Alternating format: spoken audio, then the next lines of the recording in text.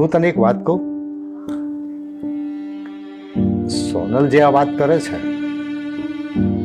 એ મને માનવામાં નથી આવતી. કેમ માનવામાં નથી આવતી? એ શું કામ ખોટું બોલે? એ જો ખોટું ન બોલતી હોય તો સગાઈ વખતે કેમ એ સાચું ન બોલ્યું? સગાઈ થઈ ગઈ ત્યારે એણે કંઈ ન કીધું અને હવે જ કેમ કહે છે કે હું માં બની શકું એમ નથી? કદાચ ને એને હમણાંથી ખબર પડી હોય. તમે બધી વાતને આમ શું કામ ગોળ ગોળ ફેરવ્યા કરતા હોવ છો? મારું દિલ ના પાડે છે કે આ વાત સાચી ના હોય, ખોટી જ છે. એ ખોટું બોલે તો શું ફાયદો? સાચું બોલી દીધું તો સારું થયું ને. જો પાછળ જતા ખબર પડે તો પછી વધારે દુઃખ થાય. તું જે કહે તને કદાચ વિશ્વાસ બેસતો હોય તો ભલે, મને નથી બેસતો. કારણ ગમે તે હોય પણ એ ખોટું બોલે છે એ વાત મને 100% લાગે. મને એ ખબર નથી પડતી કે તમે એની વાતનો વિશ્વાસ કેમ નથી કરતા. આપણી દીકરી ખોટું શું કામ બોલે? મને એના વર્તન ઉપર, એની વાણી ઉપર શક જાય છે.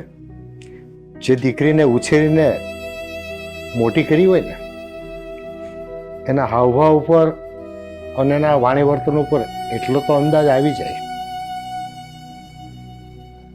તો પછી તમે સોનલને ફરી એકવાર પૂછી જુઓ ને. કદાચ ને બીજા કોઈ કારણથી જૂઠું ન બોલતી હોય. જો એને સાચી વાત આપણને કરવી હોય તો પહેલેથી જૂઠું બોલે જ શું કામ? મને નથી લાગતું કે હવે આપણે ગમે એટલી વાર પૂછીએ તો સાચી વાત કરે. તો હું પૂછી જોઉં, કદાચ ને મને કહી દે તો. કોઈ મતલબ નથી. કાજલ એની સાથે વાત કરે તો કદાચ બંને બહેનોને બને છે એટલું બધું તો કંઈક પણ સાચી હકીકત બહાર આવે. બની શકે કે કદાચ કોઈ છુપાવા જેવી વાત તો હોય તો કોઈ પણ ન કહે કે સત્ય શું છે. જો તમે એક કામ કરો, હા જે રિપોર્ટ કરાવ્યા છે એમાં એડ્રેસ ને નંબર તો લખ્યા જ હશે ને, તો ડોક્ટરને ફોન કરીને પૂછી જો. અરે એ તો મને ખબર છે. એ આપણા સોસાયટીના નાકા ઉપર જે પેલું ચેમ્બર છે ને હા એમાં પહેલા માળે હોસ્પિટલ નથી રેખાબેનની? હા એમને ત્યાં જ આપણે જઈએ છીએ ને અવારનવાર, તો એ પણ ત્યાં જ ગઈ હોય ને. હા તો તમે એમને ફોન કરી દો ને અને પૂછી જુઓ. કદાચ આપણી દીકરી ખોટું બોલતી હોય પણ ડોક્ટર તો ક્યારેય ખોટું ન બોલે ને. હા એ વાત છે, પણ આ બધી વાત ફોનમાં કરવા કરતા એ આપણી પાછળની લાઈનમાં જ રહે છે ને. તો અત્યારે કદાચ ઘરે જ હશે તો અહીંયા જ બોલાવી લઈએ ને કે તમારું કામ છે અહીંયા આવો ને. તો પછી પહેલા તમે ફોન તો કરો. કોની રાહ જુઓ છો પાછા? હા હું ફોન કરી જોઉં.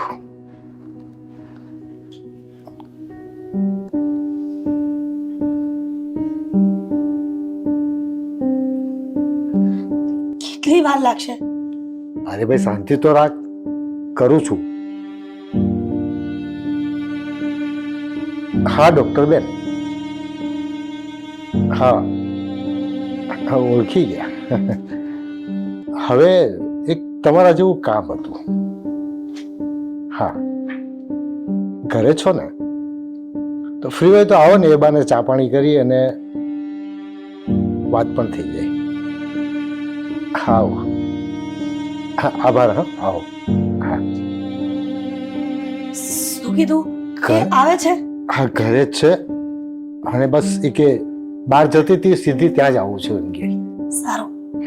એક શંકા છે ને, તો શંકાનું સમાધાન થઈ જાય. નહીંતર આ વાતને લઈને આપણે કાયમને માટે આમ મૂંઝવણમાં રહેશું. પણ કદાચ એને ડૉક્ટરને પાઠ ભણાવ્યા. હા. જય શ્રી કૃષ્ણ બેન. આમ કેમ અચાનક મને ફોન કરીને બોલાવ્યા? હા અરે બેન, વાત જ એવી છે કે જે શું વાત છે? કે જે ફોનમાં ના થઈ શકે. એટલા માટે તો આ સોનલના પપ્પાને ફોન કરવાનું કીધું. હવે વાત એવી છે કે અમારી દીકરી સોનલે તમારી હોસ્પિટલ ઉપર રિપોર્ટ કરાવ્યા છે ને? હા, કરાવ્યા છે. હા, હું કહેતો હતો ને એમને ત્યાં જ ગઈ હશે. તો અમારે જાણવું એ હતું કે સોનલ જે ઘરે વાત કરે છે કે એ માં નથી બની શકે એમ, તો એ વાત સાચી છે? રિપોર્ટ્સ પ્રમાણે તો એ બધું સાચું જ છે. જે પણ રિપોર્ટ્સ છે બધા સાચા છે. બેન, તમે જે કહી રહ્યા છો એ સાચું જ છે ને? કોઈ બીજી તકલીફ તો નથી ને? ના બેન, જે રિપોર્ટ્સ મેં આપ્યા છે એ તદ્દન સાચા જ છે. હું ખોટા રિપોર્ટ શા માટે આપીશ? મને એવી શંકા જાય છે કે આ વાત કદાચ ખોટી હોય. ના વિનુભાઈ, એવું જરાય નથી. જે પણ મેં એમને રિપોર્ટ આપ્યા છે એ તદ્દન ખરા છે અને 110% સાચા છે. ડોક્ટર બેન, તમે જાણો છો ને કે ડોક્ટર એ ભગવાનનું સ્વરૂપ કહેવાય છે. અને જો કદાચ એ જ ડોક્ટર કોઈકની જિંદગી બરબાદ કરી નાખતું હોય ને, ખોટું બોલતું હશે ને, તો આ વાતથી બહુ મોટું નુકસાન થઈ જશે. તમે મારી વાતનો વિશ્વાસ રાખો. મેં કોઈ પણ ખોટા રિપોર્ટ નથી આપ્યા. જે પણ એ રિપોર્ટમાં છે એ વાત તદ્દન સાચી છે. પણ મને આ વાત માનવામાં નથી આવતી. ડૉક્ટર બેન, અમે સોનલની સગાઈ કરી નાખી છે. કદાચ તમને ખબર ન હોય તો જાણ ખાતર કહી દો.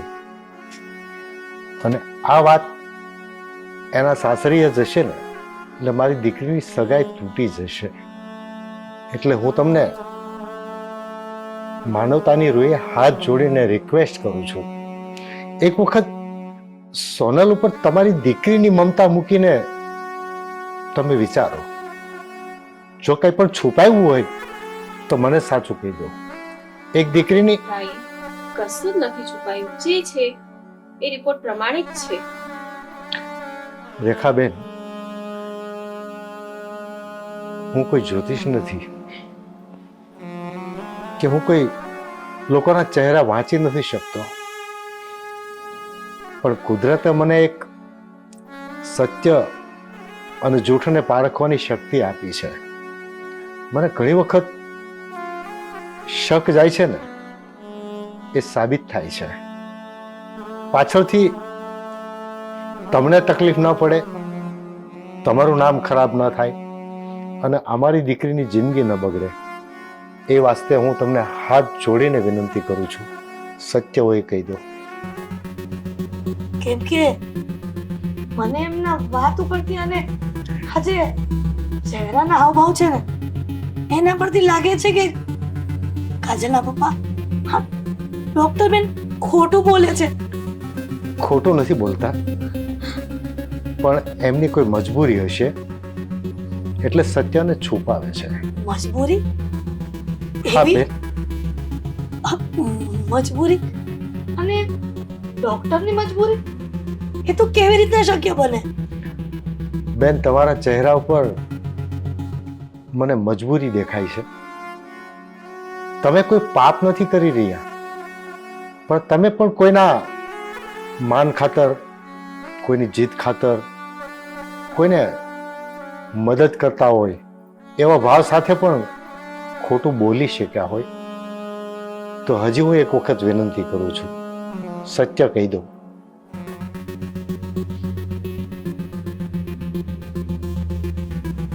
સાચું કહું ને તો એ રિપોર્ટ તદ્દન ખોટા છે. મેં તમને કીધું હતું ને કે ડોક્ટર બેન ખોટું બોલી રહ્યા છે. એ પણ કોઈ કારણવશ ખોટું બોલતા હશે. બેન, શું કામે ખોટું બોલ્યા હતા? મેં રિપોર્ટ ખોટા આપ્યા એ બદલ પ્લીઝ મને માફ કરજો. અરે પણ એ રિપોર્ટ મેં તમારી દીકરીના કહેવાથી જ બનાવ્યા હતા. એના કહેવાથી શું કામ? પણ એનું પણ કોઈ કારણ હશે ને. એનું કારણ તો એ જ છે કે જેની સગાઈ થઈ છે એ અશોકથી પ્રેમ નથી કરતી તો પછી અને એ આ લગ્ન કરવા નથી ઈચ્છતી. પણ શું કામ? એની રાજી ખુશીથી તો અમે સગાઈ કરી છે. કેમ કે અશોકથી તમારી નાની બેબી પ્રેમ કરી છે. અરે ને કાજલ પ્રેમ કરે છે? આ તો કેવી રીતના શક્ય બને?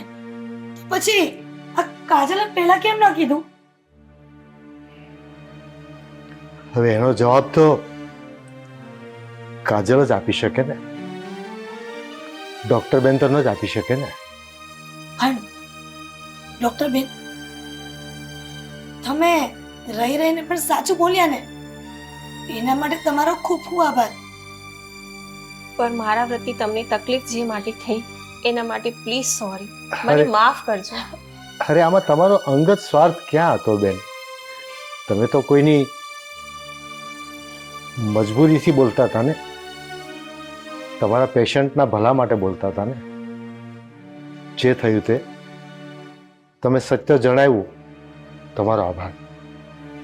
ફરી એકવાર માફી માંગુ છું અને રજા લો. ઠીક છે.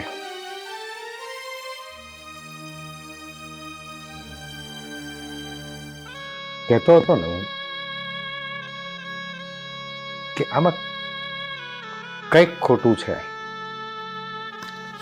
પણ હવે મને આખી વાત સમજાઈ ગઈ છે. કાજલની રમત છે આખી, અને મોટી દીકરી જતો કરવા માટે નાટક કરી રહી છે.